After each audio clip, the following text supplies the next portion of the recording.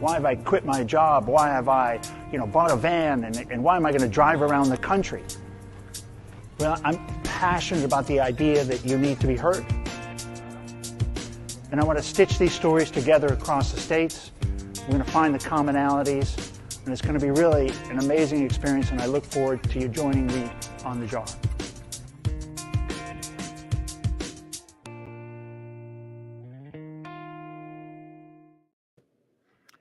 Hello, everybody. Welcome to Mental Health Today. I'm your host, Ken Stearns.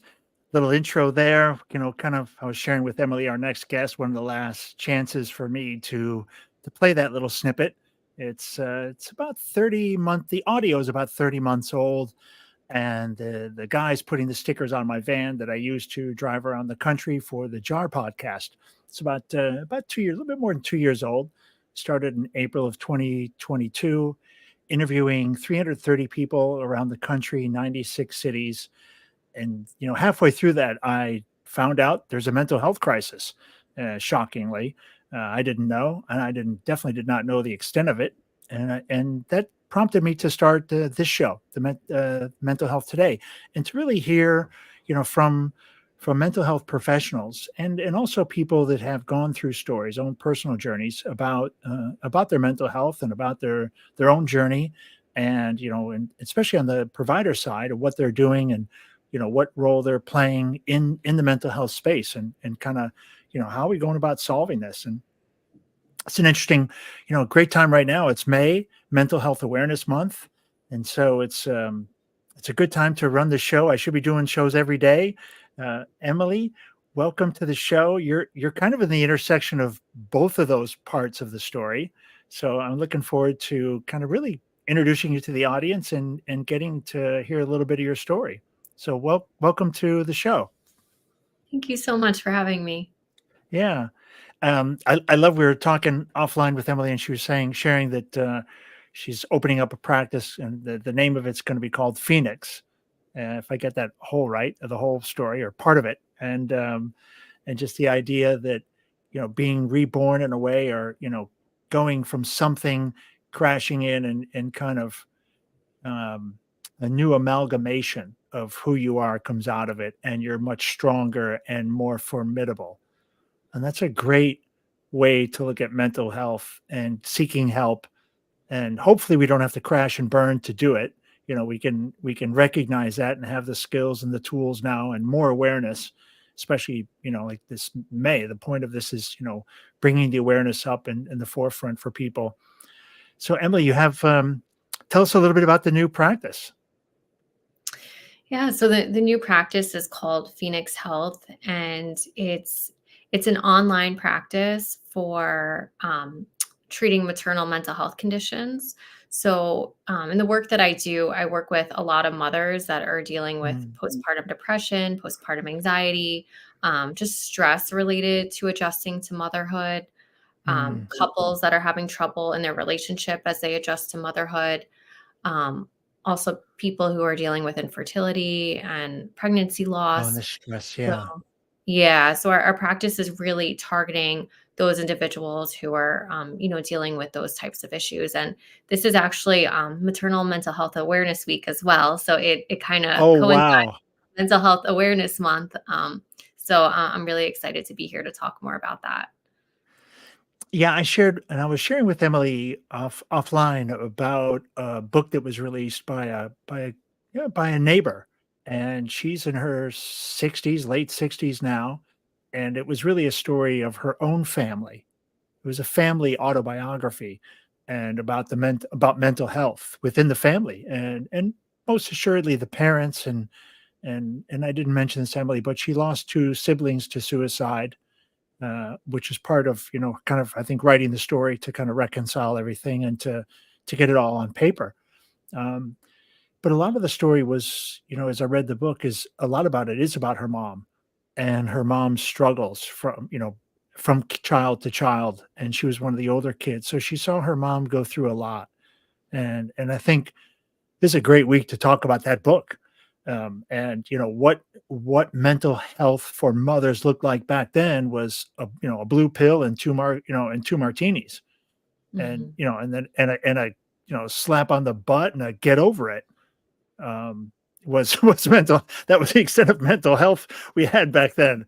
And, and there probably were, I don't know, a couple of dozen female therapists around the whole country if you'd have added it up back then. And to see so many women in mental health today, and just they're being able to relate to their patients, you've just must it's a way different environment now today. Yeah, it does sound like it is. It's quite different. But it's interesting because a lot of the struggles are still the same. So as much as we've Yeah, yeah. talked more about it now, I think a lot of people are a lot more open and talking about postpartum anxiety and Mhm. depression. Um, but yet there's just still so much stigma and still so much people who fear seeking help. So we've come far, but I feel like we haven't quite come as far as, as we need to. Yeah.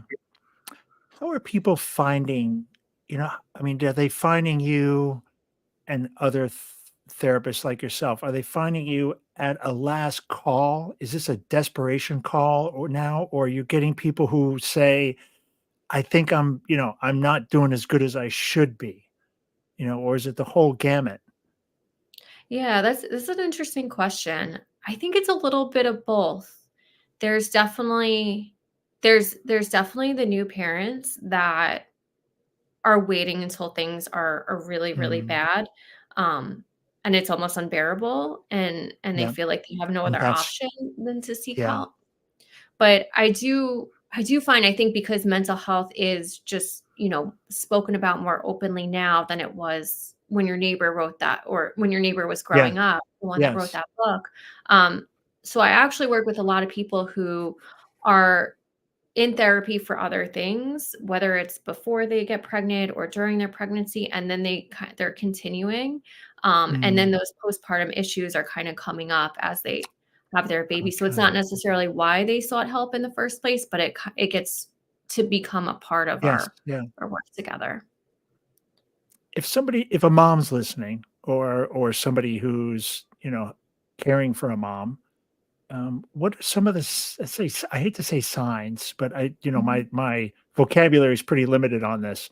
So, what are the signs of somebody who may be experiencing it and doesn't know, or they're just think, oh, it'll pass.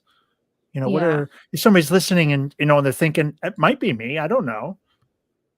Yeah. So I think where it gets tricky, especially with postpartum mental health, is that there's this period that usually lasts the first couple weeks after a woman Hmm. gets birth. That's called the baby blues, and the Yes. baby blues are caused by hormonal changes, and they can involve signs like some sadness, some crying, Hmm. some anxiety, some irritability, difficulty sleeping, but the baby blues are pretty mild and they improve within a couple weeks. So by the time that a Okay. woman is 1 month postpartum, if she's still experiencing those things, then that tells us that it's more than just the baby blues. Or if she's It's not the hormones coming into balance anymore. exactly. Yeah. And if she's experiencing more moderate to severe signs of any of those things, even during the time that would be the baby blues, then that's also an indicator that there's something more going on. Hmm. I think one of the worst things we can say, to new moms is just, wait it out. You'll be fine. I've had the baby blues. It goes away. We can't assume that that's going to be her experience Yes. just because maybe that was your experience or you've seen other Yeah. people go through that. Because there's a pretty significant portion, about 1 in 5 women that go on to develop a maternal mental health condition. Wow. How about your own story? Do you wanna I mean, you're a mom. I am, yeah. I have two Yeah. kids. They're 3 and 6. Well, Um, that's a mental health condition right there. It's really it is raising a toddler and an elementary aged child, yes. Yeah. Um, That's I mean, it's beautiful and a struggle all at the same time. yeah. But what was it like for you, going through? Because you're trained. Mhm. And, did you make it through with flying colors? Did you struggle at all? Yeah, I actually had a pretty hard time after I had, especially after I had my first daughter. Mhm. I kind of went into it with this really naive mindset that because I did have the training and Yes, yeah. the experience that I was going to be fine. I was not going to be the one in five. I So when got I this. started not feeling well, really had a lot of trouble admitting that that was what was going on. Like I didn't want to believe that that was what Yeah. was really true. So I actually didn't talk about it for a really long time. I mean, I think it took me about a year to recognize that things weren't quite Wow. right. Um, and I just felt like, if I'm the helper, if I'm the healer, I can't be the one that gets it. Yes. Yeah, interesting. Do you feel I mean, is that like a guilty feeling? Do you feel like you failed like, you must have also like, somewhere in there, like, it's not self-fulfilling, but I could see it's like a snowball, right? Because all of a sudden, you wanna feel like you can't be the one that gets sick, but you are, and your body's not adjusting, and then all of a sudden, must start to feel guilty or something, like, then you don't wanna seek help. I can see there's a lot of complications going on. Yeah. Yeah, there for me, there was a lot of guilt and a lot of shame. Yeah, Um, yeah, and that's what I think kept me silent for so long, was that shame of just admitting that I was struggling. Like, how would I be perceived by another mental health professional that I yeah, went to seek help, yeah, or my peers who are also, a lot of them are also mental health professionals. So in some ways, I feel like my profession kind of worked against me yeah, in that regard. Um, and then when I had my second child, that was a very different experience because I was going through a lot in my life at that time. My father-in-law was diagnosed with terminal cancer when I was pregnant, and he died when my youngest daughter was about 5, 6 months old. So the entire course of my pregnancy and those first 6 months were seeing him decline yeah, and supporting my husband while he was, saying goodbye to his dad. So I felt that postpartum experience, I felt like I had to be strong, for my husband, for my yeah, family. I think I felt like I didn't really even have a chance um, to kind of let myself feel any of those negative feelings. Um, but in some ways, I think it kind of also helped me too, because I had this other purpose, which was supporting everyone else during that time. Um, so that's mm, kind of what I threw myself into. They were but both then very different postpartum yeah, experiences, challenging in very different ways. it's interesting with it, that when all that noise goes away, you're left with the real situation, though, at the end of the 5 months, right? Yeah. Yeah, and I gotta climb on that and face that monster again. Yeah. Yeah, and it's almost like, oh, now I'm 5, 6 months. I feel like I shouldn't, like, I that Back those feelings should have been taken care of, and now all of a back sudden to they're the guilt, yeah, kind back of to like a the delayed shame. reaction. Yeah. I mean, that's interesting, right? The stigma even, the stigma is there for everybody, even somebody in the business, right? It is, and I think when you're in the situation where you are feeling depressed, you're not quite yourself, you also don't I mean, you're not thinking as clearly in that way, right? You're not able to realize that, yeah, it's not about me. I need to go get some help. It's okay. It's okay to ask for help. No one's gonna think of you poorly. Yeah.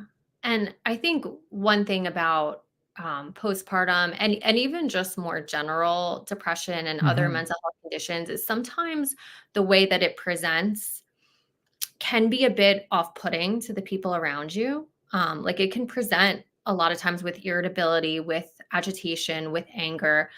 So sometimes it's Oh, hard for other people to give you that space or to give you that support or understanding if you're kind of if they're getting a little bit of the brunt of what Yes. you're dealing with, and I see that a lot. I mean, I experience that, I see that Oh, a lot with a lot of the families that I work with as couples, yeah. well, that it's hard for partners and other family members to understand.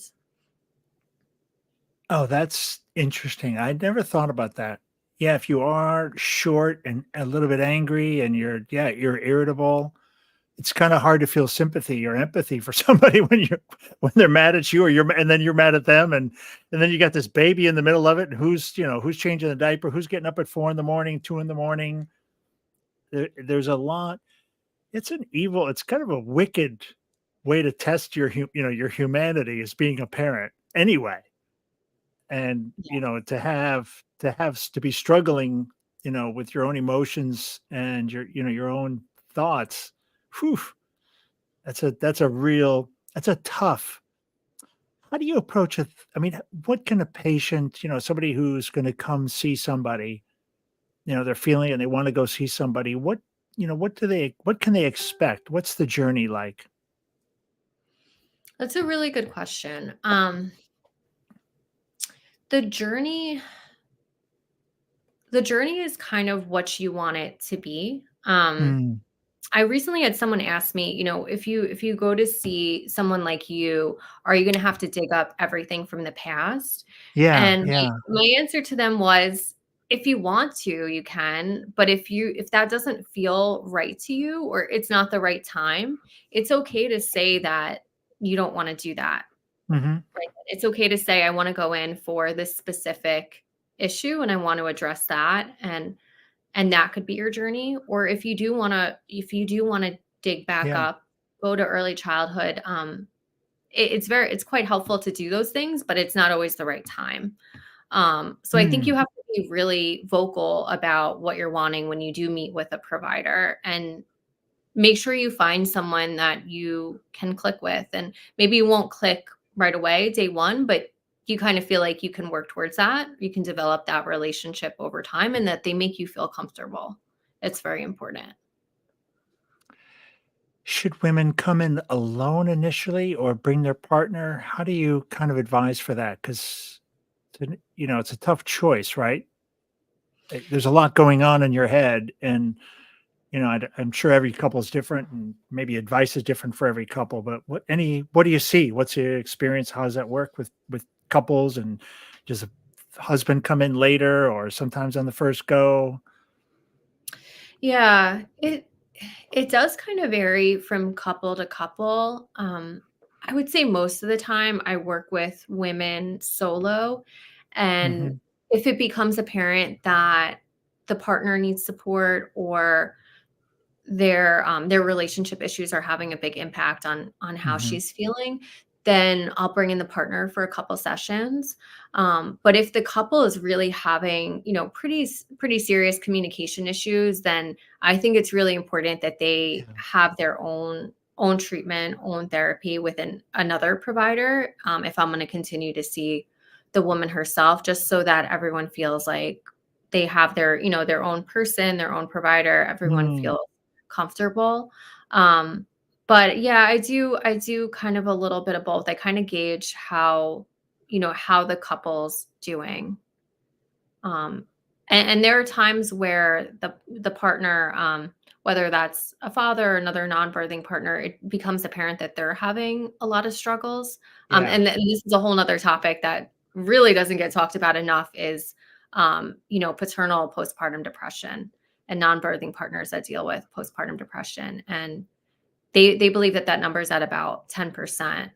Um, and often that can present in different ways than it does for women too, where, especially for a lot of men, postpartum depression can present more as irritability, as anger. Um, they might throw themselves more into their work. There's can be a lot of stress about finances. Um, so it's not uncommon for the symptoms to look a little bit different. Mm, So there are a lot of yeah. times I recommend that he gets help as well. Yeah, and there's a lot going on, right? When you bring a baby into this world, and actually just through pregnancy is a lot going on, and then bringing that baby home. I mean, that's a whole different world. you don't and the best part is you're pretty ignorant about it. I mean, the universe, God or the universe, however you want to phrase it, is pretty clever in this, because you don't really, it's little razor cuts, right? Everything kind of happens slowly, and then suddenly, your whole life has changed. As when you look at parenting, and it's a different animal. And I think, there are probably a lot of guys that don't even realize it. But they go through some sort of depression, or they're super anxious about what's going on, like you said, the finances, or Mhm. the health of their spouse, right, or the health of the kids, depending upon how they're born. Do you see? Does it matter what's happening with the child as much on this, if they've got medical challenges, or premature, or how does that kind of come to bear? Yeah, yeah, definitely. Having a baby that has medical complications or Mm. has had to have a NICU stay, that's a lot of additional stress for the family, and that's definitely a risk factor for Okay, postpartum risk and factor. depression, anxiety. Yeah, for sure. Mm. Any kind of experience is going to add extra stress. So, like suddenly losing your job, or loss of a loved one around this time, all these things can really make you more vulnerable to developing a mental health condition during that period. Not that it's a muscle, but are there exercises, air quotes, that people can do to kind of strengthen themselves? To kind of buffer against some of Yeah. those Yeah, stressors. And what's the vaccine, if you will? Like, might be a yeah, bad that's might be a a good bad analogy now, but question. what's the Yeah. what's the preventative stuff we can do to, I'm 4 months pregnant. My wife is 4 months pregnant. Dr. Emily, what am I doing now to prepare? How can I, is it exercise? Is it diet? Is it, taking enough iron pills? Or is it just we don't know? All those things are definitely important. Doing the things that have helped you stay healthy before, you want to try your best to continue those things. So Okay. if your mental health is supported by meditating every day, or Mhm. going on a run 5 days a week, try your best to continue those things that work, and try to figure out ways that you can continue them within the context of now having a baby and less time and more demands on you. Definitely have conversations as a couple about how you're going to navigate this transition. I Okay. mean, it's certainly hard, like you touched on before. It's really hard to imagine what it's going to be like Yes. before the baby comes. Yeah. So, but do your best. Try to talk about who's gonna do the feedings at night, who's gonna That's great. Great advice. yeah, who's gonna do the grocery shopping, who's gonna do the Yes. household chores, who's gonna make the baby's doctor's appointments. Like, try to kind of iron out roles with flexibility, because you are gonna have to Sure. make adjustments when the baby comes, but Yeah. try to have kind of like a rough outline of what to Yeah, work yeah. off of. And I also think another thing that's really important is that if you are in some kind of treatment, like you are seeing a therapist, it's really a good idea to continue at least for those first couple months postpartum, even if you're only seeing them maybe once every other week, once a month, or you Yeah. have an arrangement that you can call them to check in when you need to, just to have some kind of support in your back pocket, just in the event that you need it, rather Mm. than kind of like, it's just so easy if you are struggling to say, I'll put it off a week, I'll I see if I get better. abso I don't wanna talk to you if I'm it's a weird thing, right? Like, the call would make me anxious if I'm Yes. not Or I don't have myself. time to pick up the phone. Yeah, I don't have Yep. time. I would make up every excuse I could if I wasn't on my game, if that makes Yeah. sense. Yeah, so if you Yeah. know that there's that person that you can reach out to, or even if you have an arrangement with them that Yeah. they'll reach out to you after you have your baby 2, 4 weeks post, just to see how things are going, and you can count on that, and then it's a lot easier to say, "You know what? Maybe I should make an appointment." Yeah. I love that. I love that idea of trying to work out, or at least conversation about what we're going to do, how we, grocery shopping, who's going to wake up in the middle of the night and who's going to be the first one awake. And, can mom get an extra hour of, if dad wakes up, can, let mom rest for that one more hour, especially if she's going to work after some time, you know, um, that would, like you said, the flexibility's got to be there, but just having that conversation is going to take a lot of stress away because you're thinking about there's so many things to think about that could pile up to be a lot of decisions you haven't made or conversations you haven't had, which would give you a lot of give me anxiety just thinking about it. Yeah. There's a lot to do when the baby comes, and better to have at least done a dry run on the conversation. Yeah. I think one of the biggest issues that I see couples face is when they have different role expectations Yes, and they haven't had that absolutely. conversation. Yes. And you don't really know what kind of parent your partner's going to be until the baby's there.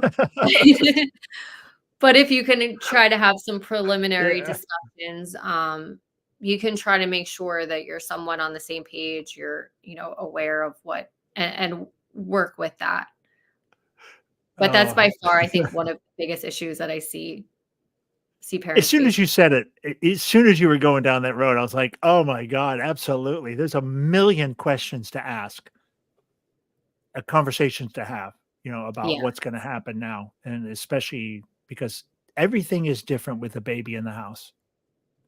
Nothing is normal, you know, you shower taking a shower is n not normal. Brushing your teeth is not normal. I'm yeah, I'm here in this house with 3 kids under 7, and, dad comes out in the morning with, baby in one hand, his toothbrush in the other, and he's brushing his teeth at the sink and putting the baby in the high chair, and it's just, it's that's not even the brushing his teeth is adapted, exactly. it's Your not basic staring in the mirror. functions are no Yeah, longer basic. yeah, your basic function, so having a dry run conversation is a great idea. Are there tools for people to do this stuff, or I had a question before, so I want to put the 2 questions together. Is there any kind of a test I can do, a litmus no, like a 20 question test to see, that perhaps I've got some postpartum issues that I should have a conversation with somebody. Is there anything like that available for people? There is, yeah. There's a 10-item screening measure. It's called Okay. the Edinburgh Postnatal Depression Scale. It's EPDS for short. And women typically get it in the hospital, and then they should get Okay. it at their follow-up OBGYN visit. And hopefully, at other times at their pediatrician's office, they should be getting it as well. Unfortunately, from what I hear, it's not offered as much as I think the recommendations are, but it is something that women can take, that can kind of alert you if you're showing signs of it. EPDS. Correct, yeah. Okay, okay. I'll try to make sure I chase you for that website, link when we post the show. Um, how about the other one? And this may be something for your practice if it doesn't exist, but a guideline for kind of expecting parents. The conversations, how to avoid or how to mitigate or how to, better plan for the baby and ultimately give your mental health a better shot at getting through. Those questions you were describing. Is there not a test like that or a questionnaire or something that you'd recommend parents can do? There's actually a program, I don't know if you're familiar with John and Julie Gottman's work. They're No.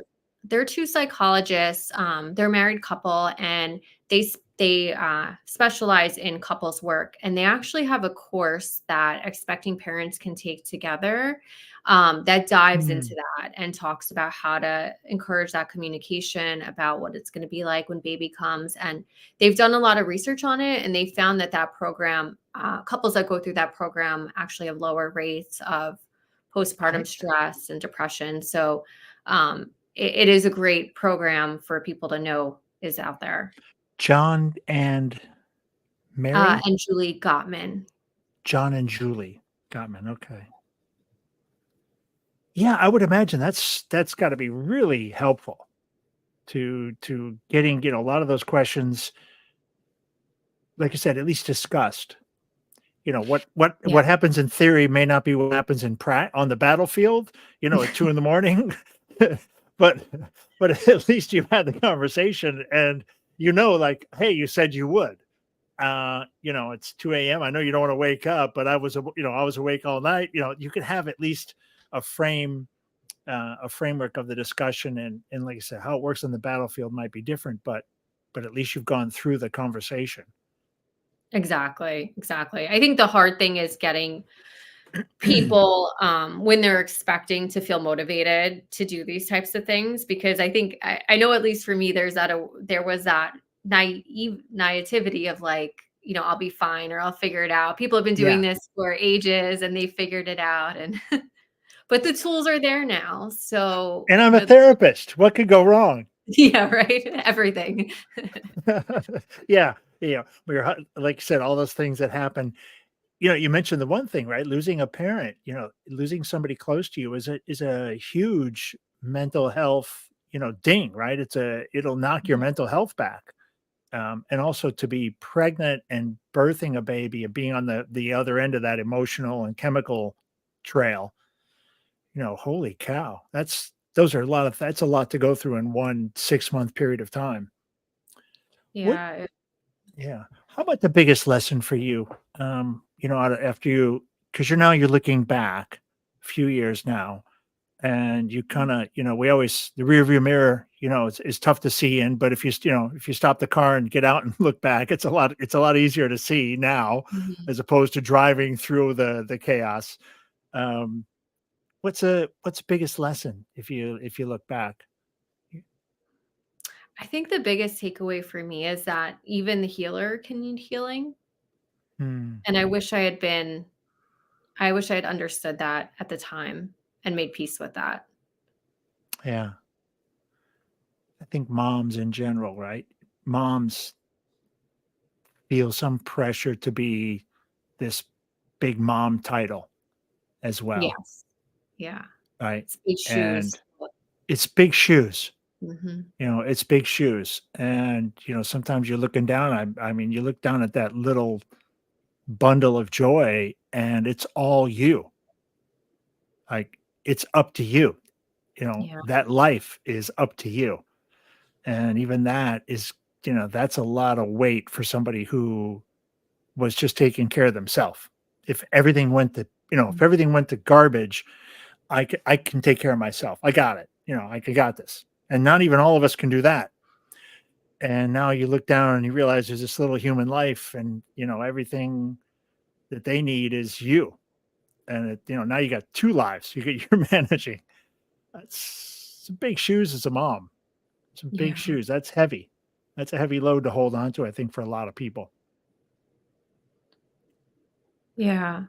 And I know there's because this is Mental Health Awareness Month and Maternal Mental Health Awareness Week, there is a lot of talk about how it's okay to not be okay and it's okay to seek Mhm. help. And it can sound very cliche after a Yes. while, but it really Yes. is so true. And that's why it's important for me to share my story too. And sharing this story, the first time I really spoke openly about it was so uncomfortable and so difficult, and just that fear, even being a couple years out, that fear that I would be judged and looked down upon, and um, I think it's so important to be honest, Mm. because if I was dealing with it, there's so many other people that are dealing with it, and I just want people to Tr know it's okay. Truth, right? I mean, you're the only therapist who's ever had postpartum depression. Right? I mean, you deserve brownie points for raising your hand, honestly, right? Not ridicule or criticism or anybody looking down on you. You're a real human. And how much better to talk to somebody who's been through it and has the professional skills to guide people through it. I mean, you're the badass in the room. Oh, thank you. I appreciate Yeah. that. Yeah. I I think mean, you have I both. hear things in such a different way. When I'm sitting with a Yes. client that's dealing with it, Absolutely. it's a different experience now than it was Yeah. before. Yeah, you're a different kind of healer. Yeah. Different kind of healer. Powerful message, I think, like you said this week. I'll make sure I note that in the LinkedIn. I didn't realize it's Maternal Mental Health Awareness Week too. Wow. Yeah. Double banger. How did you pick this date? Is that by accident or just by, or was this, are you that intentional? It was meant to be. That was meant to be. I love it. I love it. Well, the universe is like that. Things happen that way. We're right where we're supposed to be. Eh, Exactly. Emily, how about any closing thoughts, any message, for moms, I'm 8 months pregnant. I got a baby that's 3 months old. You know, what's your message to your fellow moms? My main takeaway is that, kind of like I said before, like it's okay if you're struggling and it's okay to seek help. It doesn't make you Hmm. any less of a strong mom. It doesn't make you any less of a person. The tools are out there. We're finally talking about it more. We're getting the resources out there. Um, Access those resources, take advantage of them. Don't let this go on longer than it has to. So true, right? You go today, pick up the phone today.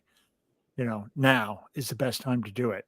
And, you'll figure it out later. If you're supposed to be with somebody, it'll make sense when you're there. If you're not, you'll leave and go, okay, that's not it. I need something Exactly. else. Yeah. Yeah. I love that. Emily, you're pretty brave. Thanks for being so brave. And thanks for finding me and finding the show so you can share your story and, probably help somebody. Thank you so much. Yeah. Thanks everybody for listening and supporting mental health today. Great, surprise this program is gone on this long, honestly, and it somehow I still get reach out from great guests like Emily now to kind of force me to keep it going, which I'm so appreciative for. And definitely all the listeners, especially the quiet ones, that we know, we're touching and make a difference for. If you enjoyed the show, jump down, give us give us a little rating. And if you're really inspired, write us a kind note or write us a gnarly note, a less friendly note. I love those even more because especially the passionate ones. Um, and everybody have a great day and go find, make sure you're a good human and find someone to talk to in line at the grocery store or at the bank teller if you go there, et cetera, et cetera. Emily, hang around for 30 seconds. I'll see you on the other side.